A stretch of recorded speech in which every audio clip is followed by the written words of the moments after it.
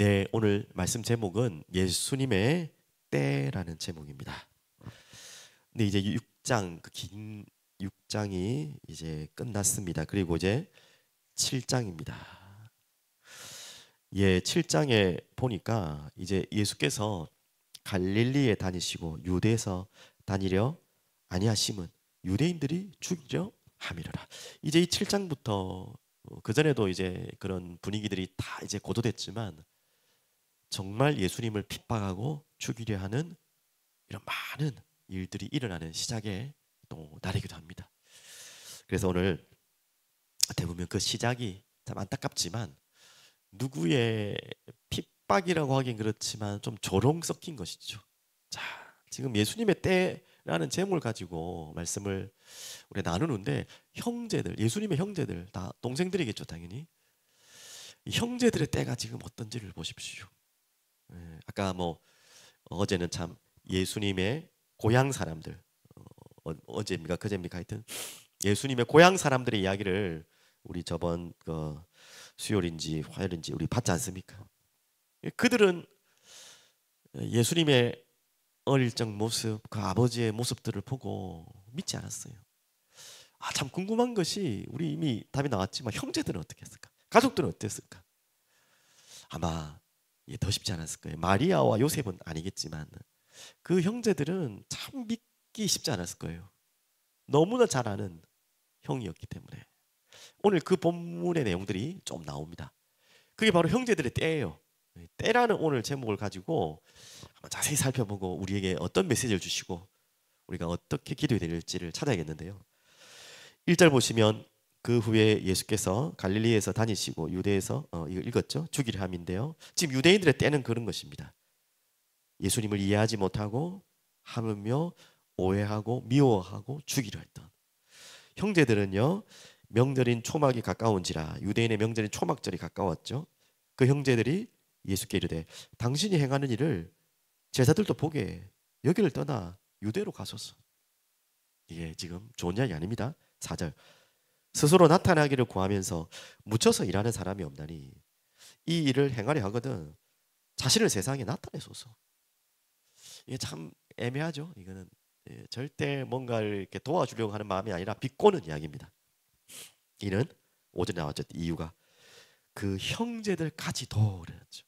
가장 속마음을 나누고 알아주었으면 하는 형제들까지도 몰랐어요. 예수를 믿지 아니함이로라. 지금 이게 바로 형제들의 때입니다. 그래서 우리가 아유 멍청한 놈들 어떻게 그렇게 모를 수 있냐라고 함부로 비난할 수 없어요. 사람들에게는 때가 있는 것입니다. 야, 어떻게 저 사람이 저렇게 변했을까? 우리는 그 뒷모습을 보지만 그 사람 또한 때가 있는 것입니다. 보통 그 때를 전환점이라는 단어도 많이 쓰고요. 완전히 뒤집어지는. 또 전환점이라는 단어보다 조금 더 또 의미 있는 단어가 변곡점이라는 단어도 있죠. 뭔가 그래프가 이렇게 뭔가가 하향 곡선이었다가 상향 곡선으로 오르는 아니면 상향 곡선에서 하향 곡선으로 오르는 그 변동하는 첫 번째 지점이 있죠.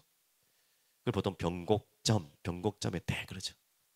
그런 것처럼 우리 인간에게는 다 때가 있어요. 언제 저럴 것 같나 하지만 또 그럴 때가 있고요.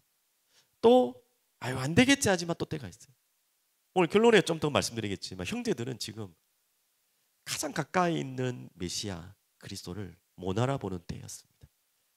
뒤에는 아시죠? 사도행전 1장 13절에 보면 14절에 보면 예수님의 십자가와 부활을 이후에 체험 이후에는 그때서야 어때 보면 이 예수님의 동생들이 아우들이 그랬잖아요. 14절 나오죠. 아우들과 함께 마가다락방에서 그 어머니와 함께 또 제자들과 함께 오로지 기도했던 모습이 나옵니다. 그래서 뒤에는 이 형제들이 이 예수님을 자기 형으로 본 것이 아니라 메시아로 그리스도로 알았다는 것이죠. 또 우리가 잘 알고 있는 야고보는 그 형제들 가운데서도 또 우리 예루살렘 교회의 지도자로까지 될 만큼 중요한 인물로 하나님 쓰셨죠. 또 야고보서를 써기도 했고요. 그런 것처럼 우리는 다 모릅니다. 어리석은 사람들, 아유 어리석은 인간들 맞습니다. 우리 자신도 마찬가지고요. 근데 이때는 우리가 전할 수 있는 게 아니에요. 나는 지금 이 시간 뭔가 달라졌으면 좋겠고, 나는 정말 나라기 전에 우리 가정이 정말 이렇게 좀 바뀌었으면 좋겠는데 왜 이럴까 하는 답답함도 있지만, 어느 날 때가 되면요, 이게 나도 알지 못하게 변화됩니다. 서서히 변화될 수도 있고 갑자기 바뀔 수 있어요. 바울이 그런 사람 아닙니까? 바울에게 때가 탁 닥쳐 버리니까 바울이 완전히 뒤집어졌죠. 그럴 사람이 아닌데 완전한 제자로, 생명만 제자로 바뀌는 때가 있는 것입니다. 자, 그래서 우리는 함부로 사람을 판단할 수 없고 또 사람을 예상할 수 없어요. 맞죠? 그래서 우리는 이럴 때가 있다는 것을 알아야 됩니다. 자, 그럼 형제들의 때가 지금 이랬어요. 그러면서 또 다른 이야기를 합니다. 예수께서 이르시되 6절에 내 때는 아직 이르지 아니하였거니와 너희 때는 늘 준비되어 있느니라 이야기를 하시죠. 이게 또 도대체 무슨 말입니까? 여기에서 말하는 예수님의 때, 오늘 제목이지만 예수님의 때는 무엇입니까? 다 알고 있는 이야기죠. 지금 장막절, 초막절에 지금 올라가서 이 형제들이 막 드러내라. 한마디로 당신 메시아인 거 막 자랑하고 다녀라. 그게 그래야지 뭐 더 하지 않겠냐. 왜 숨어 있냐 이런 식이죠. 가서 말해라. 이 예수님이 내 때가 아니다. 자, 이 예수님의 때는 도대체 무엇일까요? 예수님은 어떤 때를 지금 계속해서 준비하고 계시고 그 때에 맞춰서 지금 사역을 이렇게 드러냈다가 감췄다가 드러냈다가 감췄다 하고 있는 것입니다. 예수님의 때는 아시죠? 바로 십자가를 향하는 자신의 죽음, 희생 제물로 드려질 그 때를 계속해서 말씀하고 있습니다. 그래서 예수님의 때는 이 땅에 오신 목적이 바로 그거죠. 우리를 위해 죽기 위해 오셨죠. 예수님의 모든 사역의 핵심은 바로 십자가였습니다. 그 때를 향하여 모든 것을 준비해 나가시고 인도받으시고 말씀에 순종해 나가시는 바로 그 때를 예수님은 알고 있었고 그 때를 기다렸고 그 때가 왔을 때는 멈추지 않았고 망설이지 않았고 뒤치작거리지 않았고 그 때에 정확하게 그 일을 하신 것입니다. 당연히 예수님이니까 우리와는 다르겠죠. 우리에게 무엇을 보여주신 것입니까? 이 때를 잘 알아야 된다는 것이죠. 이게 예수님의 때입니다. 그래서 세상이 너희를 미워하지 아니하되 나를 미워하나니 이는 내가 세상의 일들을 악하다고 증언함이라. 세상은 왜 예수님을 미워할까요? 세상은 예수님이 무슨 때인지를 몰라요. 왜 오셨는지를 몰라요. 어떤 때를 향해 걸어간지를 몰라요. 그러니까 미워할 수밖에 없죠. 그러면서 또 의미 있는 말씀을 하시자. 6절 다시 보면 내 때는 아직 이르렀지 않을거니와 너희 때는 늘 준비되어 있느니라. 참 아리송한 말이죠. 저도 이 말씀을 생각하면서 무슨 말일까 도대체. 예수님의 때는 이제 알겠고 너희의 때는 늘 준비되어 있다. 여러 가지로 마음에 주시는 마음이 있고 생각이 있는데 결론에 조금 이 부분을 말씀드리려고 합니다. 우리의 때는 늘 준비되어 있다. 예수님의 때와 또 다른 우리의 때가 있다는 거죠. 결론에 좀 더 말씀드릴게요. 자, 그러면서 예수님의 때를 좀 더 설명드리면요. 너희는 명절에 올라가라. 내 때가 아직 차지 못하였으니 계속 자신의 때를 이야기하고 있습니다. 이 명절에 아직 올라가지 아니하노라. 초막절, 장막절에 예수님은 올라갈 때가 아니고 아시다시피 예수님은 언제 죽으십니까? 바로 6월절이죠. 그 때를 기다리셨습니다. 왜? 말씀에 구약의 모든 메시지의 성취가 예수 그리스도이기 때문에 구약의 제사에 또 그 제사 가운데 가장 중요한 절기 중에 하나가 6월절 아닙니까? 그 6월절에 어린 양으로 오신 주님. 그래서 예수님이 죽으시는 그날 또한 하나님이 정하셨고 그 때를 맞춰서 예수님은 걸어가셨고 그 때를 맞춰서 모든 일을 다 순종하시고 걸어가셨던 것입니다. 아직까지는 아니기 때문에 아니다. 이제 기다리신 거죠. 하지만 그 말은 죽을 때가 아니란 말이지 지금 내가 초막절을 무시한다, 장막절을 무시한다, 그 아무것도 아니다 이 말은 아니에요. 맞죠? 그리고 이 말씀을 하시고 갈릴리에 머물러 계시고 10절에 형제들이 명절에 올라간 후에 자기도 올라가시되 결국 올라가시죠. 그 대신에 어떻게 하신다는 거죠? 나타내지 않고 은밀히 가시니라. 이게 지금 주님의 때인 거예요. 지금 막 드러내고 막 나타내고 할 때가 아니라 은밀하게 조용히 이렇게 올라가시는 시간이죠. 왜? 지금 아직까지 기다리는 것입니다. 때를. 그러면서 명절 중에 유대인들이 예수를 찾으면서 그가 어디에 있느냐 하고 지금 막 예수님의 소문이 이제는 막 났어요. 가짜 소문, 진짜 소문. 사람들마다 평판이 다 달라요. 여론조사하면 다 다르듯이 요즘 뭐 나라가 다르지 않습니까? 그래서 벌써 자기 대선을 앞두고 막 준비하고 막 지금 여론조사도 나오고 그러잖아요. 12절 보니까 예수에 대하여 무리 중에서 수군거림이 많은 화제거리가 됐는데 어떤 사람은 좋은 사람이라며 어떤 사람은 아니라 무리를 미혹한다 하나 이렇게 다양합니다. 호불호가 다르고 각자 다릅니다. 하지만 13절 그러나 유대인들은 들을 두려워함으로 드러나게 그에 대하여 말하는 자가 없더라. 그래서 유대인들 눈치만 보는 것입니다. 뭐 좋다 나쁘다 이렇게 말을 못하고 왜 유대인들이 어떻게 할지 모르니까 사람 눈치 보고 있는 거죠. 맞죠? 이제 그런 모습으로 오늘 본문이 마치는데 자 중요한 거 오늘 내일 금요일 우리 볼 본문을 다시 조금만 보면요 17절 18절 요한복음 7장 17절 18절 자 그러면 예수님의 모든 때와 그 사역의 기준은 어디에 있습니까? 예수님은 무슨 근거로 또 누구의 말씀을 가지고 또 누구를 대변하기 위해서 또 누구를 나타내기 위해서 누구의 말씀을 가지고 심부름하고 누구의 정한 때를 따라 이렇게 움직입니까? 17절 18절 요한복음 7장 사람이 하나님의 뜻을 행하려 하면 이 교훈이 하나님께로 왔는지 내가 스스로 말함인지 알리라. 진짜 사람이 하나님의 뜻을 행하려 하면 하나님의 뜻과 때를 알려고 하면 반드시 하나님께로 이 교훈이 왔는지 내가 스스로 말함인지 다 안다는 거예요. 우리는 뭐에 관심이 없다는 거죠? 하나님의 때와 하나님의 시간표와 하나님의 말씀에 하나님의 뜻에 별로 관심이 없다는 거예요. 내 때에 하나님이 맞춰주기를 원하시지 하나님의 때에 내가 무엇인가 하려고를 잘 하지 않는다는 것이죠. 그래서 사람이 하나님의 뜻을 행하려 한다면 이 교훈이 하나님께로부터 왔는지 자기가 스스로 말함인지 안다는 거예요. 다 구분이 된다는 거예요. 구분이 안 된다는 것은 다시 말씀드립니다. 뭐죠? 하나님의 뜻을 알려고 하지 않는다는 거예요. 18절 스스로 말하는 자는 자기 영광만 구하되 보내신 이의 영광을 구하는 자는 참되니 그 속에 불의가 없느니라. 분명하죠. 16절에는 예수께서 대답하여 이르시되 내 교훈은 내 것이 아니요 나를 보내신 이의 것이니라. 모든 것이 예수님은 보내신 성부 하나님의 그 모든 명령과 지시에 순종하고 그분의 때에 맞춰서 움직였고 모든 것을 그렇게 인도받았어요. 바로 이게 중요하죠. 예수님은 항상 모델과 몸을 보셨어요. 우리 또한 항상 하나님의 뜻을 알려고 할 때 하나님은 때를 가르쳐 주시고 지금 내가 무엇을 해야 될 때인지 어디에 있을 때인지 다 안다는 것입니다. 그렇지 않고 자신의 영광과 자신의 말을 한다면 자신의 영광을 구한다면 그건 불의가 가득한 거죠. 그게 아니라는 것입니다. 결론으로 좀 갔는데요. 우리가 가장 많이 아는 단어 중에 카이로스라는 단어가 있습니다.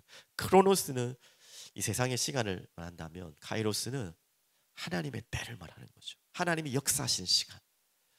하나님이 시공간을 초월하시는 분인데 이 시공간 속에서 역사하시는 때를 카이로스라고 합니다. 근데 우리는 그 때를 알 수가 없습니다.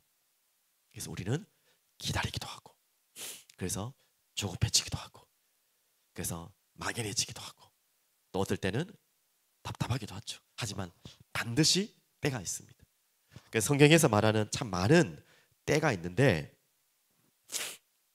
육신적으로도 이제 그런 이야기가 예전에 있지 않습니까? 뭐 대선 때마다 우리 김종인 지금 어떤 자리에 계신지 모르겠지만 예전에 뭐 비대위원장도 하시고 많은 일을 하셨는데 뭐 우리나라의 킹메이커 역할을 많이 하셨잖아요. 그런데 이분이 별의 순간이 온다는 참 특별한 어록을 남겼잖아요.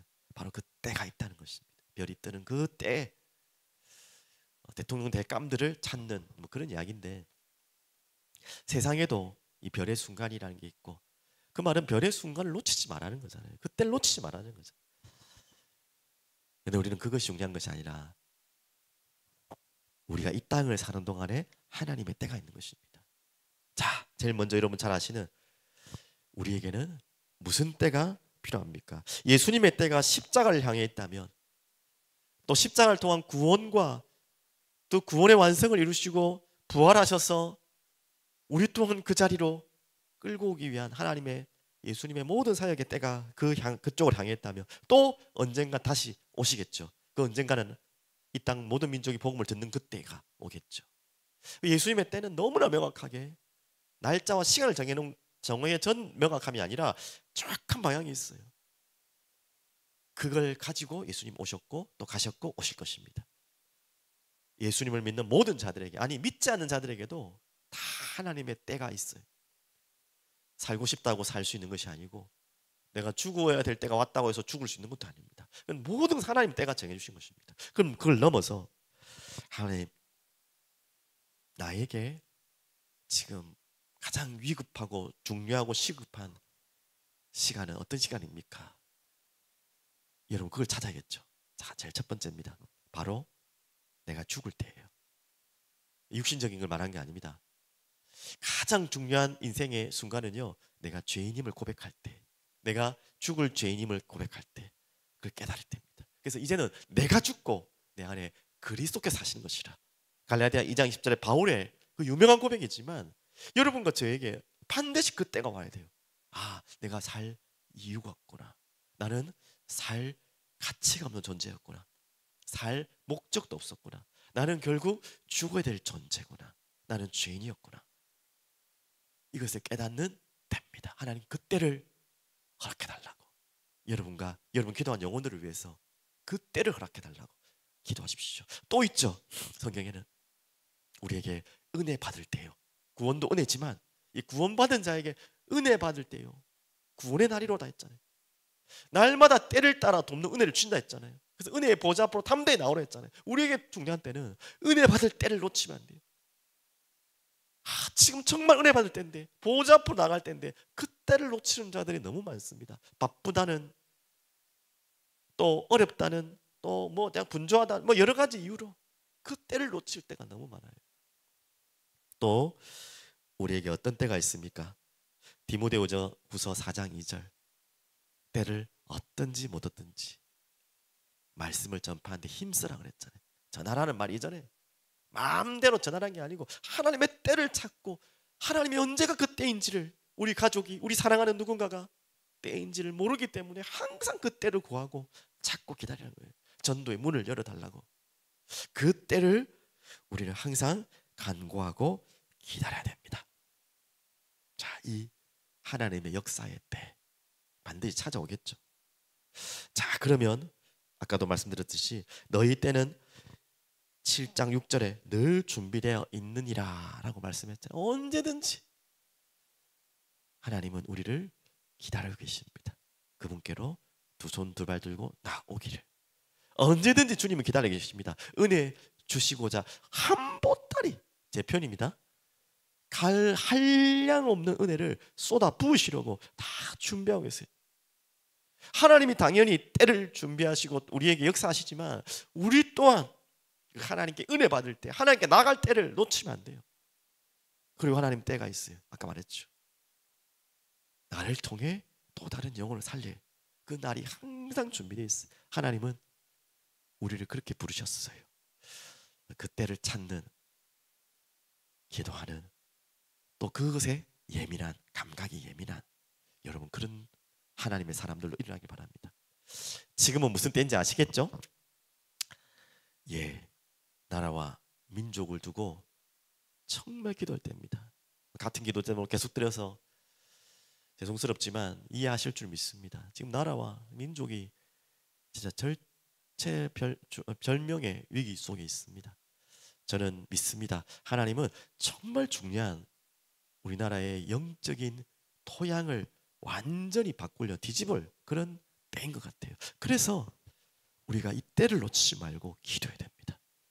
맞죠? 모든 이 하나님과 말씀과 대적하는 사상과 문화가 완전히 무너지고 하나님의 말씀이 다시 살아나고 회복되는 이 복음의 사상이, 복음의 문화가 새롭게 이 토양에 심겨지는 그런 때가 지금 우리 대한민국에 시작될 줄 믿습니다. 그 믿음을 가지고 같이 기도하시고 이 일을 감당할 우리 교회들이 일어날 때예요. 기도할 때예요.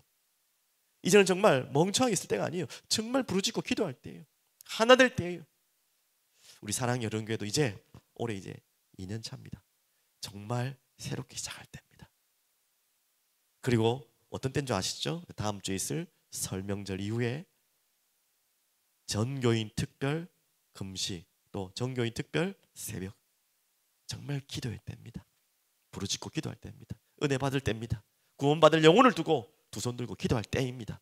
여러분 이 때를 놓치지 마십시오.